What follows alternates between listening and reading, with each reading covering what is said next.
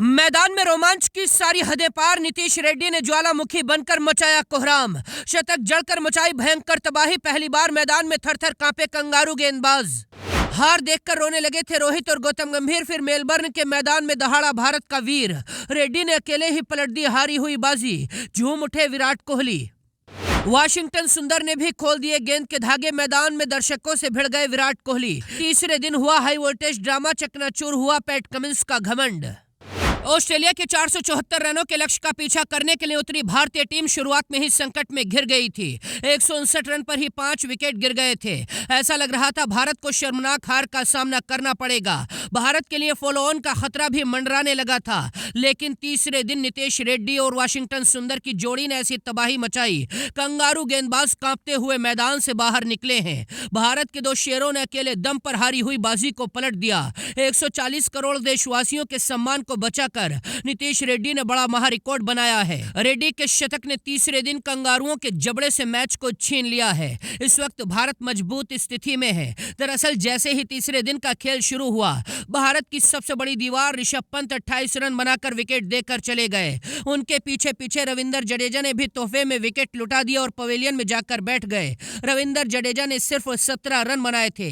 इसके बाद नीतीश रेड्डी और वाशिंगटन सुंदर के कंधों पर पूरी जिम्मेदारी थी। 140 करोड़ हिंदुस्तानियों की सबसे बड़ी उम्मीद नीतीश रेड्डी चट्टान बनकर क्रीज पर खड़े थे और धीमे धीमे खेल रहे थे। लेकिन इसके बाद रेड्डी ने अपनी स्पीड बढ़ाई और अर्धशतक को आसानी से पार कर लिया। उधर वाशिंगटन सुंदर भी अपने अर्धशतक के करीब थे। लेकिन वाशिंगटन सुंदर का जैसे ही अर्धशतक पूरा हुआ, जैसे ही वाशिंगटन सुंदर ने 50 रन बनाए, वो नाथन लियोन की गेंद पर स्टीव स्मिथ को कैच थमा बैठे। लेकिन रेड्डी दूसरे छोर पर अभी भी क्रीज पर खड़े हुए थे।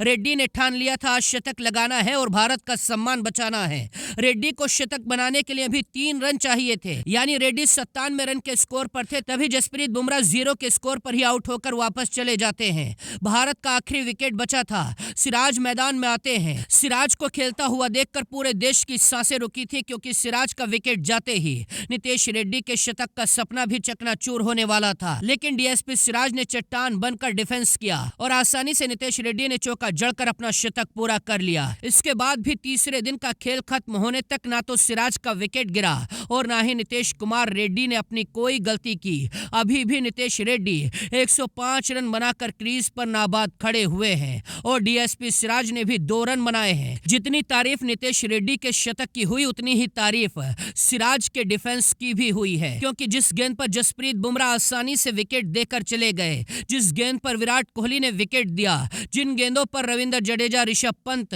यहां तक कि वाशिंगटन सुंदर आउट होकर चले गए, उन्हीं गेंदों को मोहम्मद सिराज ने बहुत समझदारी के साथ खेला और भारत की नई दीवार बनकर खड़े रहे। तीसरे दिन का खेल खत्म होने के बाद सिराज और नीतीश रेड्डी की जोड़ी अभी भी नाबाद क्रीज पर खड़ी है। यानी भारत की आखिरी जोड़ी मैदान में है और 358 रन का स्कोर भारत ने खड़ा कर दिया है। भारत अभी भी ऑस्ट्रेलिया से 116 रन पीछे है। कल तक जो भारत एक पारी के बाद ही हार रहा था, अब वही भारतीय टीम टक्कर में आ गई है। नीतीश कुमार रेड्डी भारत के नए हीरो बन गए हैं, जिन्होंने बॉर्डर गावस्कर ट्रॉफी में अब भारत के लिए सीरीज में सबसे बड़ा स्कोर बनाने का कारनामा कर दिया है। रेड्डी के शतक पर विराट कोहली, रोहित शर्मा, गौतम गंभीर, हर कोई झूम रहा था।